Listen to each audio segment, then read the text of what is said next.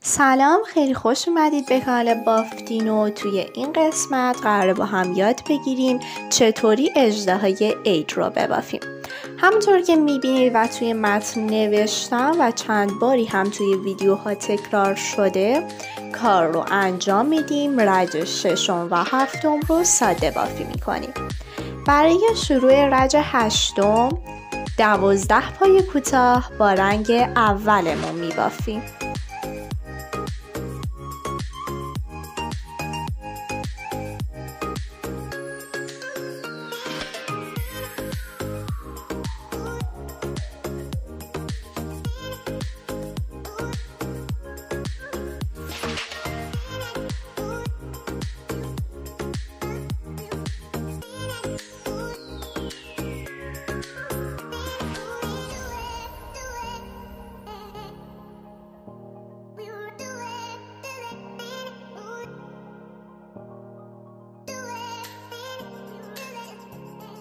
دوازدهمین پایه رو دوتا رو اجازه بدید که بمونه و حالا میخوایم دوتا رو یکی کنیم، اما با رنگ شکم. من ترجیحاً رنگ شکم رو سفید انتخاب کردم. شما میتونید هر رنگی که دلتون خواست ازش استفاده کنید.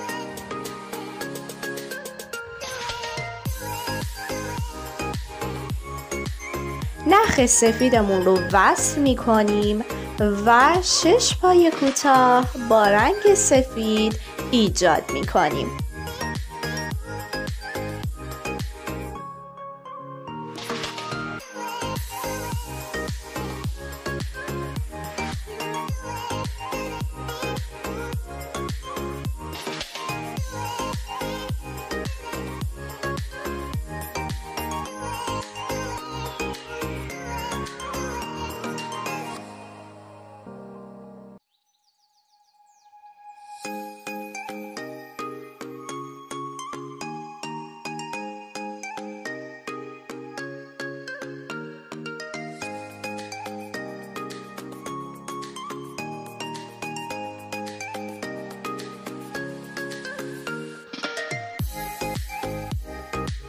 در ادامه نخ قرمزم رو وصل کردم و باهاش 12 پای کوتاه میبافم.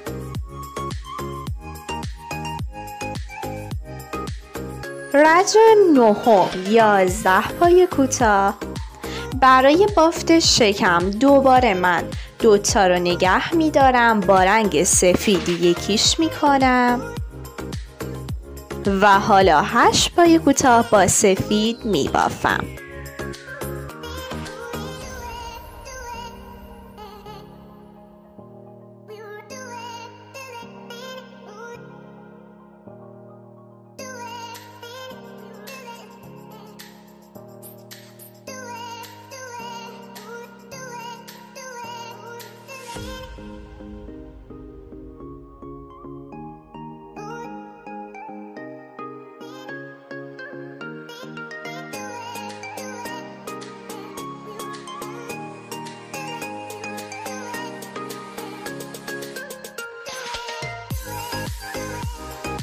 اینجا بازم تغییر رنگ داریم.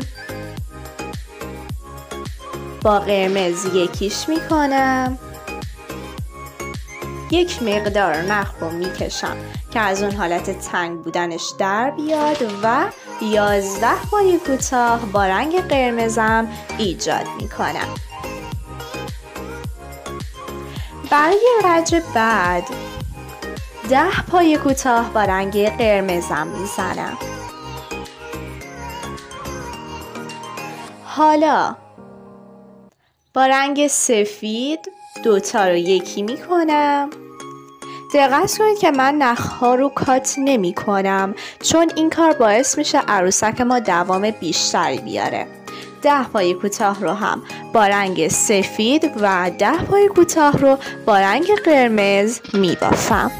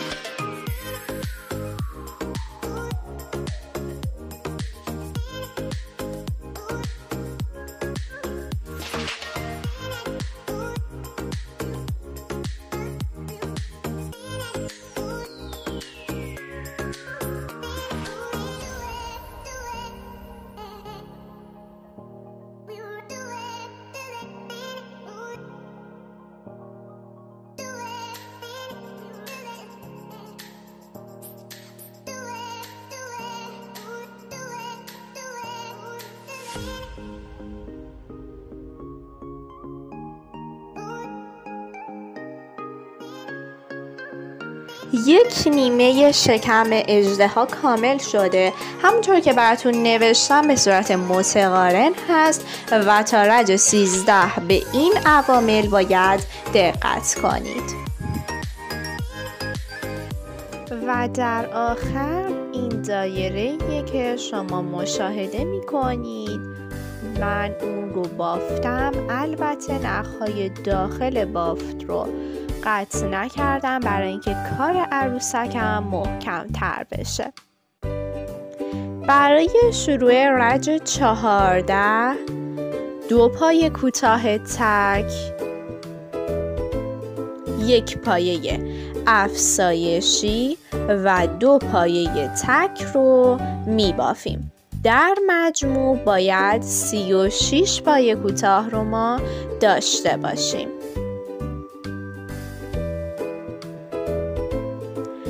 رج 15 4 پایه کوتاه تک ببافید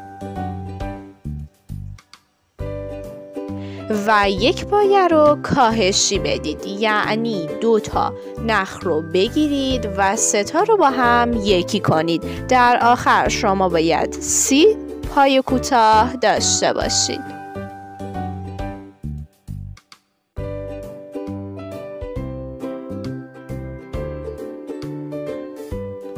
برای شروع رج 16 ما 3 پایه تکی می بافیم. خونه 15 و 14 رو با هم می گیریم و یکی می کنیم. دوباره 3 پایه تکی و 1 پایه کاهشی رو انجام میدیم. در آخر ما باید 24 پایه کوتاه داشته باشیم. برای شروع رج 17 2 پایه کوتاه تکی می بافید و 1 پایه کاهشی. این کار رو 6 دفعه تکرار می کنید و در آخر 18 پایه کوتاه خواهید داشت. در آخر هم درونش رو با پنبه پر می کنید و برای ادامه رج 18 1 پایه تکی و 1 پایه کاهشی رو 6 دفعه تکرار می کنید. در آخر شما باید 12 پایه کوتاه داشته باشید. برای رج 19 6 پایه کاهشی انجام میدیم که این کار رو 6 دفعه تکرار میکنیم و در آخر فقط 6 پایه کوتاه برامون باقی میمونه.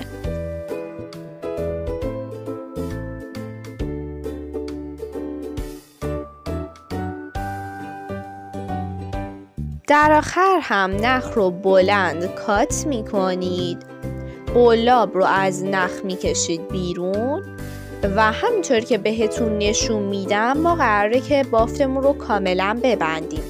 قلاب رو وارد 6 تا پایه میکنید. همینطور که میبینید من دارم قلاب رو وارد هر 6 پایه میکنم.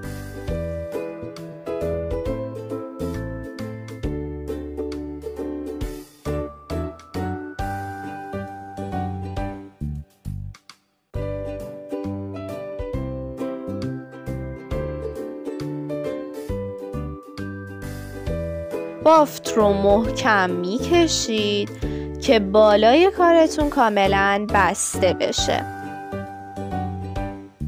حالا دوباره از قلاب کمک میگیرم و اون نخ اضافی رو از لای کار میکشم بیرون.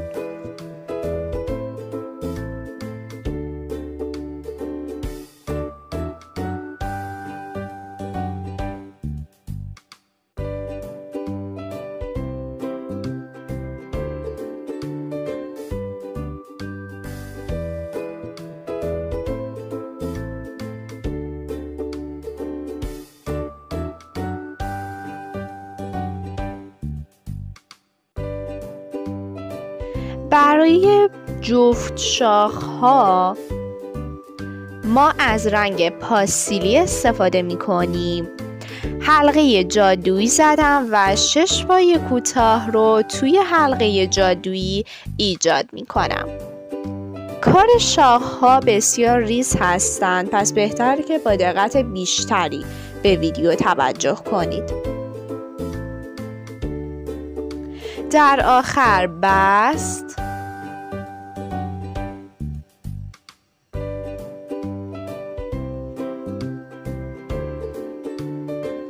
و یک زنجیره رو ایجاد می کنم و حالا روی هر 6 پای کوتاهی که زده بودیم 6 پای کوتاه دیگه ساده بافی می کنیم، یعنی هیچی بهش اضافه نمیشه.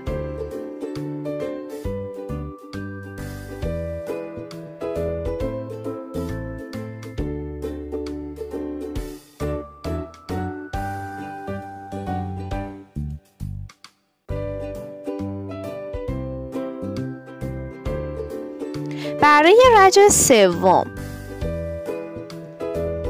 2 پای کوتاه تکی می بافیم.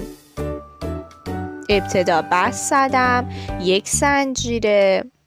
حالا 2 پای کوتاه تکی می بافم، 3 زنجیره ایجاد می کنم و روی زنجیره ها 2 پایه بست ایجاد می کنم.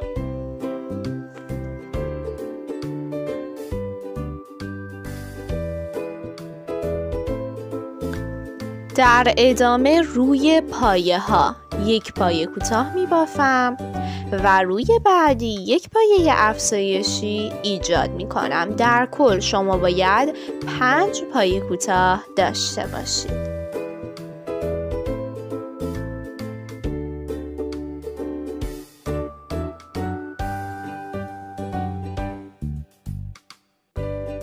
برای رج 4 ساده بافی انجام میدید. تعدادش هم همون 5 پای کوتاه خواهد بود. در آخر هم بست میزنید و نختون رو کات میکنید.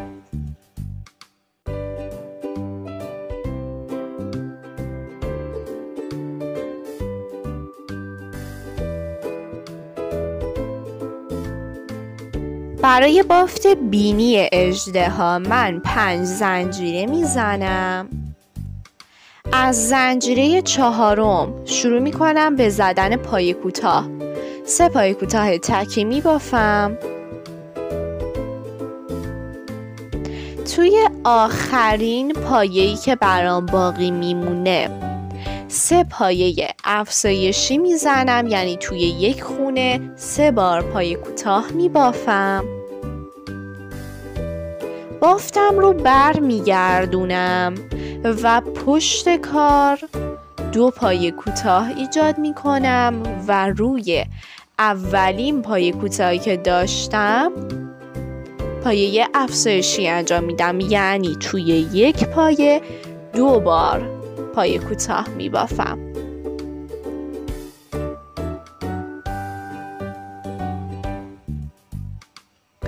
روی اولین پایه‌ای که زده بودم شروع میکنم به زدن پای کوتاه. باید 4 پای کوتاه ببافید. توی پنجمی 1 پایه افزایشی ایجاد کنید.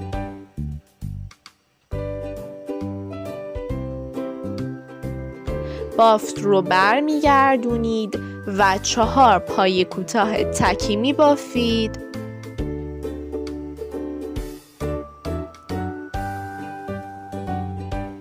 و در آخر هم 1 پایه افزایشی ایجاد می کنید. رج بعد ساده بافی داریم، یعنی شما هر 12 پای کوتاه رو دوباره قراره که روش 1 پایه کوتاه تکی ببافید.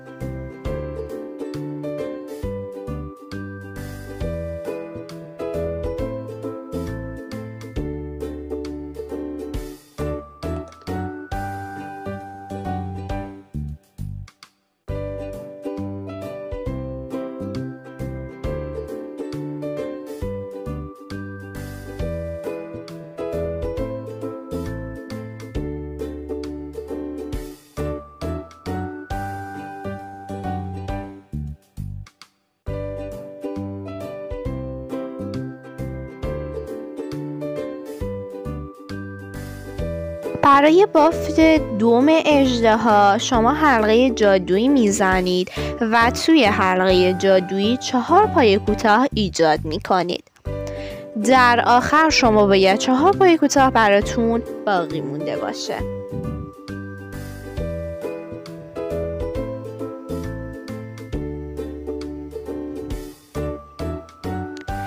یک پایه میزنم و توی پایه بعدی پایه افزایشی انجام میدم. این کار رو 2 بار تکرار میکنم که در کل 6 پایه کوتاه برام باقی بمونه.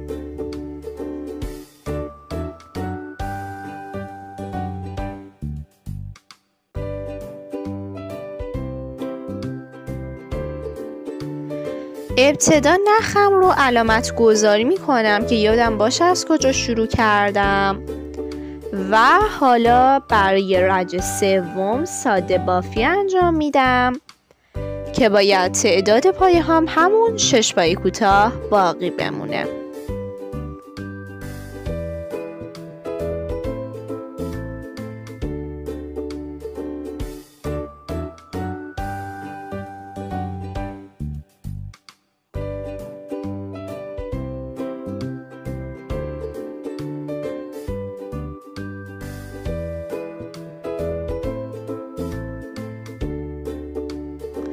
برای رج 4 1 پایه کوتاه، 1 پایه افزایشی، 1 پایه کوتاه رو 2 بار تکرار می کنید تا تعداد 8 پایه کوتاه بشه.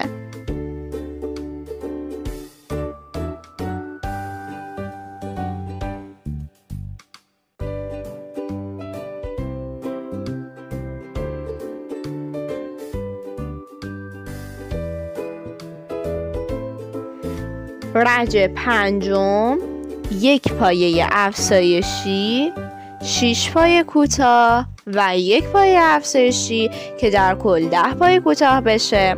رج 6 1 پایه افزایشی به اضافه 8 پایه کوتاه تکی به اضافه 1 پایه افزایشی که در کل 12 تا بشه. برای رج 7 هم 1 پایه افزایشی، 10 پایه کوتاه و 1 پایه افزایشی که در کل 14 پایه کوتاه بشه. در آخر هم کار رو کات میکنید و تمام.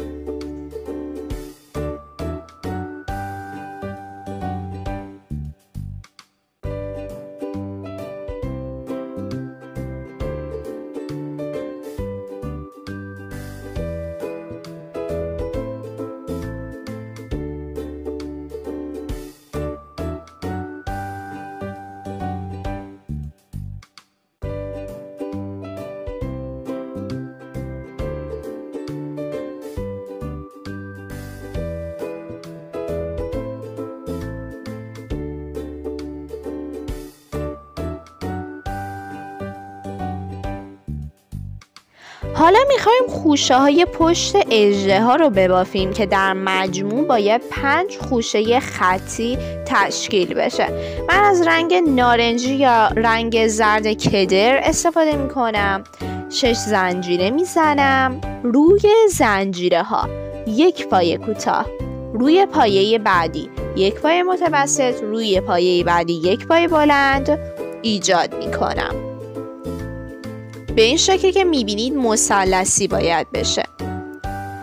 این بار 4 زنجیره میزنم روی زنجیره ها. اولی 1 پایه کوتاه، دومی 1 پایه متوسط و سومی 1 پایه بلند ایجاد کنید. همین کار رو 5 تا خوشه تکرار کنید. و حالا این بافتیه که ما با هم به 5 خوشه رسوندیمش. برای بافت پاهای اژدها من دوباره از کانوای قرمزم استفاده می کنم چون باید رنگ بدنش باشه. گره میزنم، 3 زنجیره ایجاد می کنم. زنجیره اول رو رها کردم و توی 2 زنجیره بعدی هر کدوم 1 بست ایجاد می کنم. دوباره 3 زنجیره ایجاد کردم و روی پایه ها 2 تا بست ایجاد می کنم.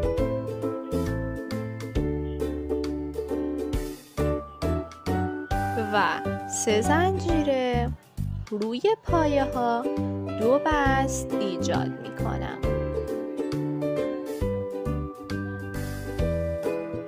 خب 3 تا همون تعداد پایه هاییه که من میخوام داشته باشه. در آخر هم 1 زنجیره و نخم رو کات میکنم. از این بافت یکی دیگه هم ببافید. خب حالا بیاین یه سری نکات رو درباره اژدها باهاتون در میون بذارم. درون بینی رو یکم با پنبه پر کنید و بالای شکم مماس با چشم ها بدوزید. چشم ها رو با فاصله 4 خونه و بالای شکم میدوزید که دقیقاً مماس با بینی میشه. دم رو پشت کار وصل می کنید. پاها و ریش و شاخها رو هم وصل می کنید و تمام خوشه های 6 برگ رو روی دم تا بالای سر باید بدوزید. برای بینی هم میتونید مثل من خط بندازید.